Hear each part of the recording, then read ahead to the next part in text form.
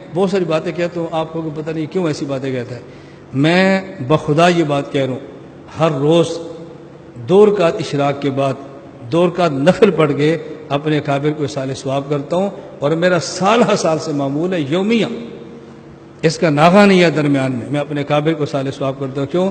ان کی محنت ہے آج ہم یہاں بیٹھے، یہ ہمارے اکابر کی محنت ہے ہم یہاں بیٹھے، ان کی محنت ہے ہم جیسے نالائقوں کو بھی زبان ملی ہے، ان کی محنت ہے ہم جیسے نکمے بھی عقائد سمجھتے اور سمجھاتے ہیں، یہ ہمارے اکابر کی محنت کا صلہ ہے۔ اب موت کے بعد ان کو کچھ نہیں دے سکتے، اچھے لفظوں سے یاد کریں اور ان کے لیے اصال ثواب کریں۔ اس کا نتیجہ کیا نکلے گا آپ کو اس کا اندازہ نہیں، آپ عملاً جب اس بھٹی سے گزرو گے پھر سمجھ آئے گی۔ آپ اپنے اکابر کے لیے اصال ثواب شروع کر کے دیکھیں، پھر جب آپ کسی علم کے اندر، کسی فن کے اندر، کسی میدان میں آپ قدم رکھیں گے نا، تو جو نصرت اور مدد ان کے ساتھ اللہ کی تھی، وہ مدد اور نصرت تمہارے ساتھ ساتھ چلے گی۔ جو مقبولیت خدا نے ان کو دی تھی، ان جیسی تو نہیں، لیکن ان کی طرح مقبول خدا آپ کو بھی عطا فرمائے گا۔ جس قلبی اطمینان سے وہ زندہ تھے، اس قلبی سکون سے آپ زندہ رہو گے۔ آپ ذرا کر کے دیکھیں، یہ ایسی چیز ہے۔ میں ایک واقعہ سنا کر بات ختم کرتا ہوں۔ یہ میرا اپنا قصہ ہے۔ جب میں نے فتنوں کے رد میں کام شروع کیا، یہ غالباً 2004 یا 5 کی بات ہے، غالباً جب رد شروع کیا تو گجرات میں ایک جگہ ہے پنجن کسانہ، وہاں ایک مدرسہ حنفیہ، قاری اختر صاحب رحمہ اللہ فوت ہو گئے، حضرت خاصی رحمہ اللہ کے مرید تھے اور بہت متبع شریعت عالم تھے۔ مجھے انہوں نے فرمایا کہ ہماری خواہش ہے کہ 3 دن کا ہم علماء کا کورس رکھتے ہیں، 7 کھیریاں کینٹ میں بہت علماء ہیں، تو کینٹ کے باہر ہمارا مدرسہ ہے، آپ وقت دے دو اور تو وقت دے، ہم علماء کو بلا لیتے ہیں۔ 3 دن کا ہمارا کورس طے ہو گیا، روزانہ 8 سے لے کر 12 بجے تک 4 گھنٹے۔ میں نے نیا کام شروع کیا، مطالعہ میرا تھا نہیں، رد فتن کا ذوق تھا، اپنے اکابر کے فرمانے پر چل پڑا۔ مشورہ میں نے کیا، میں خام خواہ نہیں شروع ہوا، مشورہ کیا، چل پڑا۔ اب میرے لیے الجھن کیا تھی، مطالعہ میرا تھا نہیں، اور پڑھانا وہ 3 دن کا علماء کو دورہ کرانا تھا، جیسے تحقیق المسائل ہے، مطالعہ بھی نہیں، کبھی پڑھایا بھی نہیں۔ اب میں کیا کروں؟ ہاں بھی کر دی، پھنس بھی گیا۔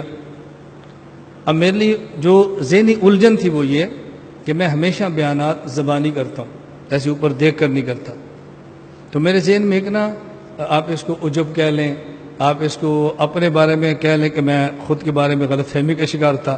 مجھے نا شرم آتی تھی کہ یار میں اوپر دیکھ کر پڑھاؤں گا تو علماء کیا کہیں گے، یہ کیا کہیں گے، اس کو زبانی عقید مسئلے بھی نہیں آتے، یہ کیا کہیں گے۔ یہ میں اپنے دل میں اپنی ذلت سے محسوس کر رہا تھا کہ میں تو ہمیشہ زبانی بیان کرتا ہوں، اب زبانی میں 4 گھنٹے روزانہ پڑھا بھی نہیں سکتا، ان اختلافی مسائل پر دلائل میری زبانی یاد نہیں ہے، اوپر دیکھ کر پڑھاؤں گا تو یہ کیا کہیں گے۔ یہ میرے دل میں اپنی ذلت آ رہی تھی نا، کیا کہیں گے۔ میں اس کشمکش میں تھا۔ رات میں پہنچا تقریباً کوئی 9 بجے یا 10 بجے، مجھے یاد نہیں ہے۔ میں نے رات پھر مطالعہ شروع کر دیا، میرے ذہن پہ سوار تھا میں نے پڑھانا ہے، زبانی یاد نہیں ہو رہے، اتنے تھوڑے وقت میں اتنے اختلافی مسائل کیسے یاد کروں، اوپر دے کر پڑھاؤں گا تو علماء کیا کہیں گے۔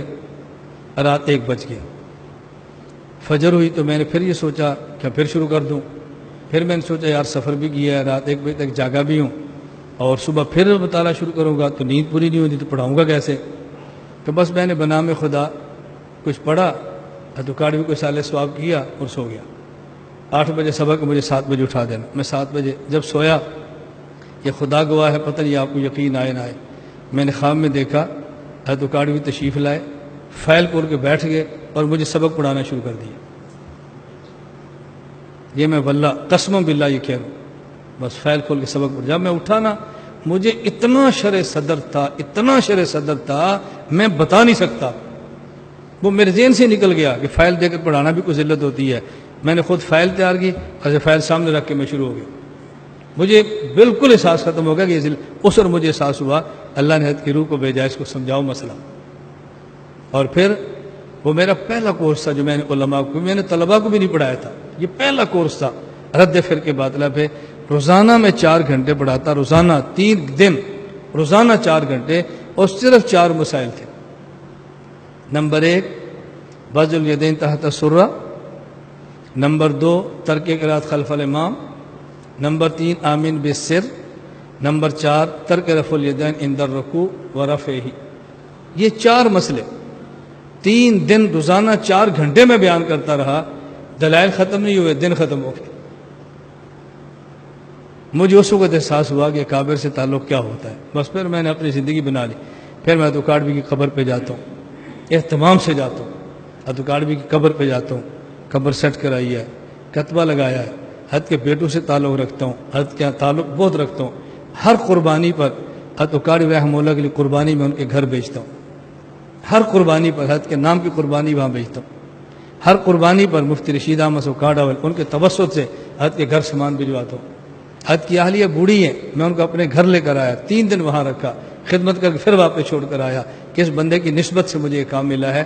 میں حد کا باضابطہ شاگرد نہیں ہوں، باضابطہ پڑھا نہیں ہے، بس دادیاں پڑھتے تھے، حد وہاں سبق جیسے استاد آتے ہیں باہر سے پڑھاتے ہیں، میں نے بھی شرکت کی ہے۔ پھر حد کی قبر پہ میں جاتا ہوں، اصالہ ثواب تو میرا معمول ہے، پھر قبر پہ کھڑے ہو کے میں دعا کرتا ہوں، یا اللہ جو حضرت کو آپ نے علوم دیے تھے، سب دیکھ لو، بھی دروازہ کھل گیا۔ 2 نے دیکھا، میں نے کہا سارے دیکھ لو، میں اپنا بیان روک لیتا ہوں۔ دیکھ لیا؟ بولو، بتاؤ بھی دیکھ لیا یا ابھی دیکھنا ہے تھوڑی دیر؟ میں یہ بات اس لیے کہتا ہوں کہ آپ کا مزاج بنے، جب اس سیٹ پر آپ بیٹھو نا، فرعون نہیں بننا، اپنی طالب علمی ذہن میں رکھنا کہ تم کیا کرتے تھے۔ میری بات سمجھ آ رہی؟ اب دیکھو میرا بیان چل رہا ہے، تم بیان کے درمیان ادھر دیکھتے ہو، مجھے تکلیف ہوگی یا نہیں؟ بولو، میں تمہیں بات سمجھانے لگوں، ہوگی یا نہیں؟ اور جب آپ یہاں پر بیٹھو گے اور لڑکے دیکھیں گے، تکلیف ہوگی یا نہیں؟ اب جب تکلیف ہونا تو اپنا دورہ تحقیق المسائل یاد کرنا کہ اس کے مجھے تکلیف ہو رہی ہے تو استاذ کو میں بھی تکلیف دیتا تھا، اب تم ڈانٹنا چھوڑ دو گے۔ کذالک کنتم من قبل فمن اللہ علیکم، اللہ نے صحابہ سے فرمایا، اپنی ماضی ذہن میں رکھنا۔ اب وقت ختم ہو گیا، ورنہ میں اس مضمون پہ شروع ہوتا۔ یہ مضمون آپ کو سمجھاتا کہ ماضی یاد رکھنا یہ قرآن کی کن آیات سے ثابت ہے۔ میری گزارش سمجھ آ رہی؟ میں اس لیے گزارش کرتا ہوں، اب اتوکاڑوی کے میں قبر پہ کھڑے ہو کے دعا کرتا ہوں، یا اللہ جو آپ نے علوم ان کو دیے مجھے بھی دے دے، آپ نے زبان ان کو دی ہے مجھے بھی دے دے۔ اللہ میں تو جاہل ہوں، نالائق ہوں، فاسق ہوں، لیکن تو نے کسی سے کام لینا ہے تو مجھ سے لے لے، کسی سے لینا ہے مجھ سے لے لے۔ اللہ یہ درد مجھے دے دے، کڑن مجھے دے دے، فکر مجھے دے دے، اے اللہ حضرت کی برکت سے مجھے سب چیزیں عطا فرما دے۔ اور میں الحمدللہ خدا کی ذات بھروسہ کر کہتا ہوں، آپ باہر کھڑے ہو جاؤ اور میں اکاڑوی کا سبق اکاڑوی صاحب کے لہجے میں شروع کروں گا نا، تم سوچو کہ مولانا اکاڑوی زندہ ہو کر سبق پڑھا رہے۔ میرے لہجے کو بھی کوئی نہیں سنبھال سکتا کہ مولانا امین اکاڑوی ہے یا کوئی اور ہے، جب میں حد کی نقل میں پڑھانا شروع کرتا ہوں۔ اور ہمارے جب طلبہ ان کو پتہ، جب ہمارا آخری دن ہوتا ہے نا دورہ تحقیق المسائل کا، اس میں ہم عشاء کے بعد محفل لگاتے ہیں، لطیفے۔ آپ کو تو وقت بہت تھوڑا ہے، تمہیں لطیفے سنا ہے، تم نے تو پورے کراچی پھیلا دینا ہے، ہم نے تو بڑا عالم سمجھا تھا، وہ تو لطیفے سناتا ہے۔ ہم تو بڑی عقیدت کے ساتھ گئے تھے، پانی پھر گیا عقیدت پہ، اور تو مجھے لے کر گیا تھا، میں نے کیا سمجھا وہ کیا نکلا۔ اس لیے تمہیں تو میں لطیفے بھی نہیں سناتا کہ تم بہت نازک لوگ ہو، بڑی جلدی تمہاری عقیدت پہ پانی پھر جاتا۔ ہمارے یہاں دورہ ہوتا ہے تو آخری دن ہمارا صرف لطائف کا ہوتا ہے، اور میں پھر طلباء کو نقلیں سناتا ہوں، کبھی یہ خطیب، کبھی دوسرا خطیب، کبھی تیسرا، کبھی چوتھا۔ طالب علم میں دوران تکرار میں نقلیں سناتا تھا، اب طلباء کو اب سناتا ہوں۔ ہماری زندگی بہت بے تکلف ہے، میں اسے نہیں محسوس کرتا بھائی طلباء کو خوش رکھنا چاہیے، ٹینشن ختم ہو جاتی ہے۔ آخری دن پر ہماری لطائف کی ہوتی ہے، کہانیاں، قصے، شادی وادی، جو قصے ہیں وہ سب چلتے ہیں، اس میں طلباء پھر خوش رہتے ہیں۔ اللہ ہم سب کو توفیق عطا فرمائے۔ بس اس بات کا خلاصہ صرف یہ ہے، اکابر پر اعتراض نہیں کرنا، یاد رکھ لی بات، جو فوت ہو گئے وہ بھی، اور جو زندہ رہ گئے بولنا نہیں ہے، وہ ڈانٹ بھی دے خاموش ہو جاؤ، تمہارے خلاف کچھ کہہ دیں خاموش ہو جاؤ، ایک وقت آئے گا اللہ پاک صفائی کا انتظام فرمائے گا، جلدی نہیں کرنی۔ یوسف علیہ السلام پر زلیخا نے الزام لگایا، کتنے سال صفائی میں لگے؟ جی بولو، کتنے سال لگے؟ 7 سال۔ یوسف خدا کے نبی تھے، اللہ فوراً صفائی دیتے، صفائی نہیں دی، 7 سال جیل کٹوائی ہے۔ بعد میں امت کو سبق سمجھ آئے، اگر الزام لگ گیا رگڑوں سے گزرنا، پھر صفائی کا لطف آئے گا۔ اللہ کے نبی ہیں۔ سبحان اللہ بحمدہ، سبحان اللہ العظیم، سبحان اللہ۔